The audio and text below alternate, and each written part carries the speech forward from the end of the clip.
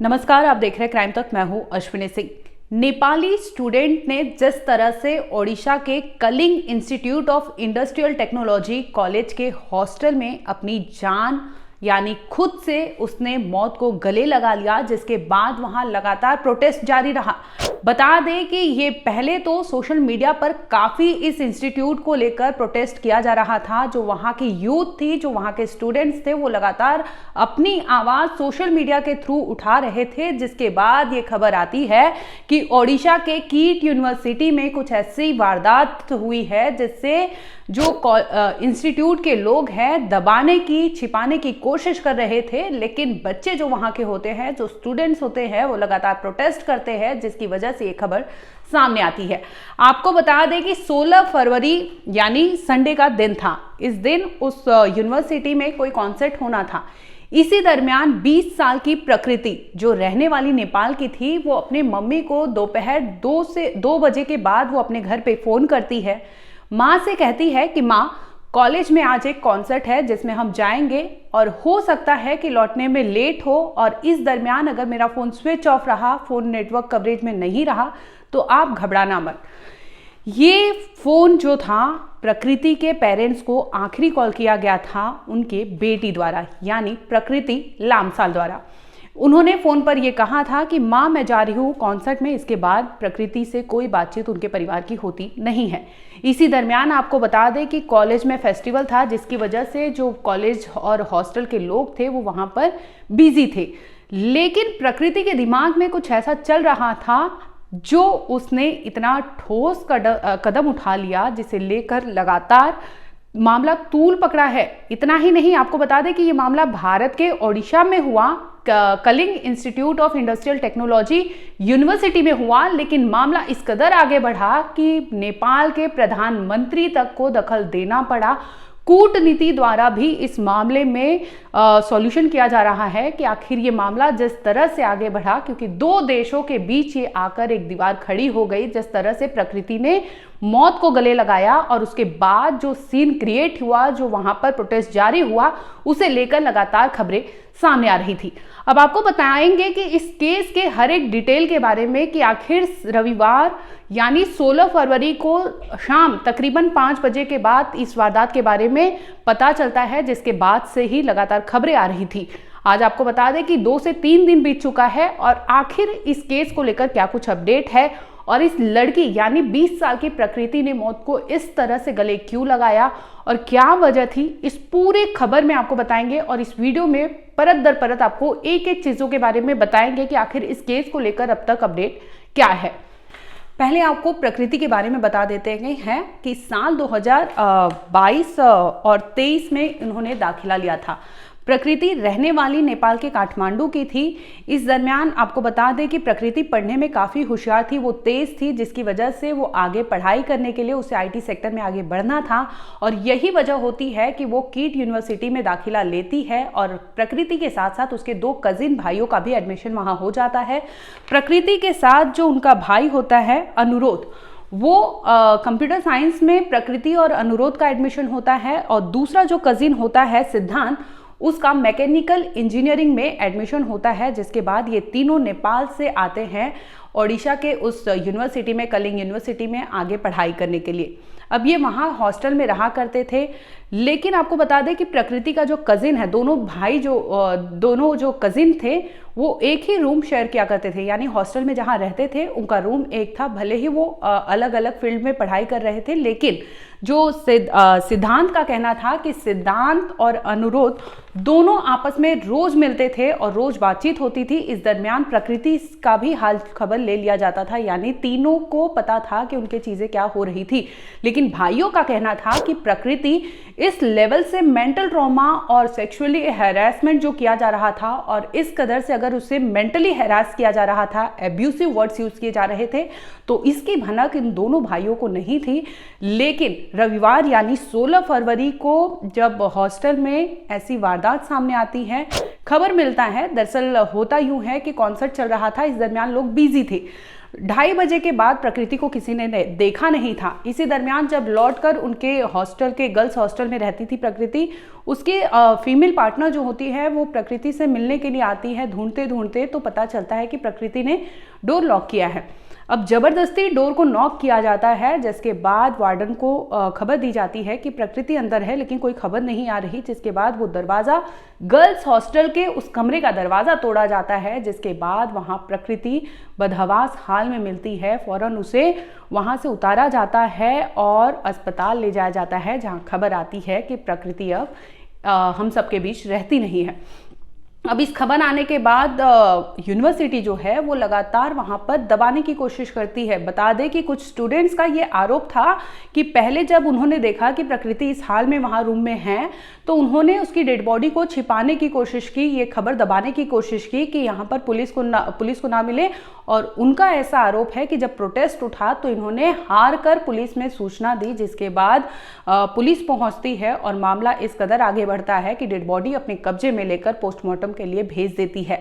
दूसरी ओर पेरेंट्स यानी प्रकृति के परिवार का कहना था कि तकरीबन 5:30 बजे के बाद उन्हें यूनिवर्सिटी से फ़ोन आता है कि जल्दी से वो नेपाल से ओडिशा पहुँचे, क्योंकि उनकी बेटी अब इस दुनिया में नहीं रही। उसने खुद से अपनी ज़िंदगी ले ली है, और जिसके बाद उसके परिवार में दुख का पहाड़ टूट पड़ता है और फ़ौरन वहाँ से पिता, परिवार वाले दौड़े भागे पहुँचते हैं ओडिशा में। अब इस मामले को लेकर पिता ने क्या कहा वो भी सुन लीजिए। अब घटना तो हो गया, नहीं अब बोलना तो, जो किट में जो घटना हुआ वो दुखद है, नहीं होना चाहिए था। बस क्या आप क्या बोलेंगे? अब हम क्या बोल सकते हैं, हमको एक ही बात है, हमको यहाँ का पुलिस एडमिनिस्ट्रेशन और किट वाले लोग हमको कोऑपरेट कर रहे हैं, अच्छा सा कोऑपरेट कर रहे हैं। लड़की ने आपको कुछ बोला था? नहीं, वो लोग अपने आदमी लोग भेज रहे हैं, सब लोग एडमिनिस्ट्रेशन लोग है, बराबर कोऑपरेट कर रहे हैं। बस हमको एक ही चीज़ है, बस जस्टिस मिल जाए, बाकी कुछ भी नहीं। मामले के बारे में कुछ भी नहीं बोला था लड़की ने आपको? नहीं, कुछ हमको कुछ नहीं मालूम नहीं था। जो भी मालूम हुआ यहीं आके मीडिया के थ्रू से मालूम हुआ। यूनिवर्सिटी आपको क्या बोल रहा है? यूनिवर्सिटी तो कुछ नहीं बोल रहा है। अब पुलिस नहीं, वो लोग यूनिवर्सिटी भी अपने हिसाब से कर रहा होगा, नहीं पुलिस प्रशासन भी अपने हिसाब से कर रहे हैं। आप अभी क्या चाहते हैं? Justice, simply only justice. आपको बता दें कि सोशल मीडिया पर अगर आपने देखा होगा, इस केस को अगर फॉलो किया होगा, तो एक ऑडियो वायरल है। हम हालांकि आपको बीप लगाने के बावजूद वो ऑडियो सुना नहीं सकते, इस लेवल का वो ऑडियो है, जिसमें प्रकृति और उसी इंस्टीट्यूट का, उसी यूनिवर्सिटी का एक 3rd ईयर का स्टूडेंट है जो मैकेनिकल इंजीनियरिंग पढ़ रहा था, वो स्टूडेंट का ऐसे बताया जा रहा है कि जो कॉलेज के जानने वाले थे प्रकृति को, उनका कहना था कि प्रकृति और वो लड़का रिलेशनशिप में थे, लेकिन कुछ दिनों से प्रकृति उसे लेकर कंप्लेंट दे रही थी। जो वहाँ पे अथॉरिटी है, एडमिनिस्ट्रेशन है, वहाँ पर उसने कई दफ़े शिकायत दर्ज कराई थी, लेकिन इस मामले को लेकर कोई भी सॉल्यूशन नहीं निकला। हालांकि कुछ रिपोर्ट्स में ये भी दावा किया गया कि जब प्रकृति ने ये केस दायर किया था, बताया था कि इस कॉलेज के, इस इंस्टीट्यूट का ही एक लड़का है जिसके साथ उसका रिलेशन था, लेकिन वो लड़का लगातार प्रकृति को मेंटली ट्रॉमा दे रहा है, उसे हैरेस कर रहा है, जिसके बाद उसे 1 महीने के लिए सस्पेंड किया गया था। ऐसे भी कुछ स्टूडेंट्स का वहाँ पर कहना था, लेकिन इसको लेकर कोई एविडेंस नहीं है कॉलेज के पास भी कि जिसमें वो दिखा सके कि वो लड़के को रेस्ट्रिकेट किया गया था 1 महीने के लिए, इसके बाद वो आने वाला था। दूसरी ओर जब 16 फरवरी को ये खबर आती है कि कॉलेज के हॉस्टल में ही प्रकृति ने खुद से अपनी जान ले ली है, तो मामला इस कदर तूल पकड़ता है, क्योंकि वहाँ पर जो बच्चे होते हैं, जो स्टूडेंट्स होते हैं, वो लगातार प्रोटेस्ट करते हैं, डिमांड करते हैं जस्टिस। सिर्फ और सिर्फ आपको बता दें कि वो नारा लगाते हैं कि वी वांट जस्टिस, जिसमें कॉलेज की कुछ प्रोफेसर साहिबा होती हैं, वो तमाम स्टूडेंट्स को इस कदर बोलती है, बोलते हैं कि नस्ल भेदी उन्होंने टिप्पणी की, जिसमें उन्होंने कहा कि तुम जैसे स्टूडेंट्स को यहाँ पर पाला पोसा जा रहा है, अगर तुम्हें नहीं जमता तो यहाँ से नेपाल चले जाओ, और तुम जैसे 40,000 स्टूडेंट्स का बोझ इस यूनिवर्सिटी के स्टाफ जो है वो उठाते हैं। आपको बता दें कि ये टिप्पणी करने के बाद उन्होंने माफ़ीनामा भी अपना वीडियो वहाँ पर डाला, जिसके बाद उन्होंने इसको बाकायदा इस बयान को लेकर उन्होंने कही कि उन्होंने जो कहा वो गलत था। लेकिन आपको बता दें कि जो स्टूडेंट आते होंगे, एडमिशन लेते होंगे, तो वो बाकायदा उसका फीस पे करते होंगे, उसके बाद वहाँ पर दाखिला लेते होंगे। ऐसे में इस तरह की टिप्पणी कितना सही है, कितना गलत, ये सोचने वाली बात है। इसी को लेकर नेपाल के जो प्राइम मिनिस्टर है यानी प्रधानमंत्री ओली, उन्होंने भी नेक्स्ट डे ही यानी 17 फरवरी को एक ट्वीट कर दिया, जिसमें उन्होंने कूटनीति द्वारा बोला कि 2 ऑफिसर्स को भेजा गया है। अगर वहां पर इस तरह से अगर बच्चों को प्रताड़ित किया जा रहा है, नेपाली स्टूडेंट्स को अगर इस तरह से टारगेट किया जा रहा है, तो वो सही नहीं है। वो 2 ऑफिसर्स को वहां भेज रहे हैं जो ये सॉल्यूशन निकालेंगे। यानी आपको बता दें कि भारत और नेपाल दोनों के बीच में ये केस आके खड़ा हो जाता है, क्योंकि नेपाल भारत का रिश्ता बहुत अच्छा रहा है। ऐसे में ये केस जिस तरह से कलिंग यूनिवर्सिटी ने एक मौत के बाद इस तरह से प्रोटेस्ट वहां पे एजिटेटिंग होता है, वहां पर प्रोटेस्ट करते हैं लोग, इसके बाद जिस तरह से वो दबाने की कोशिश करते हैं और कई नेपाली स्टूडेंट्स को यानी तकरीबन जो 40,000 स्टूडेंट्स थे उनको कहा जाता है, एक फरमान जारी किया जाता है कि यहाँ पर जितने नेपाली स्टूडेंट्स हैं अब वो यहाँ से चले जाएं। बस आएगी जो आपको कटक रेलवे स्टेशन छोड़ेगी, और उस बस में जबरदस्ती उन बच्चों को ठेला जा रहा था, सिर्फ इसलिए क्योंकि उन्होंने प्रोटेस्ट जारी किया था और एडमिनिस्ट्रेशन के खिलाफ बोला था कि एक्शन लिया जाए, क्योंकि प्रकृति जो है अपने साथ हो रहे बदसलूकी को वो कई बार कंप्लेन कर चुकी थी, लेकिन इस पर कोई भी असर नहीं होता, कोई सोल्यूशन नहीं निकलता, जिसकी वजह से प्रकृति ने खुद की जान ले ली थी।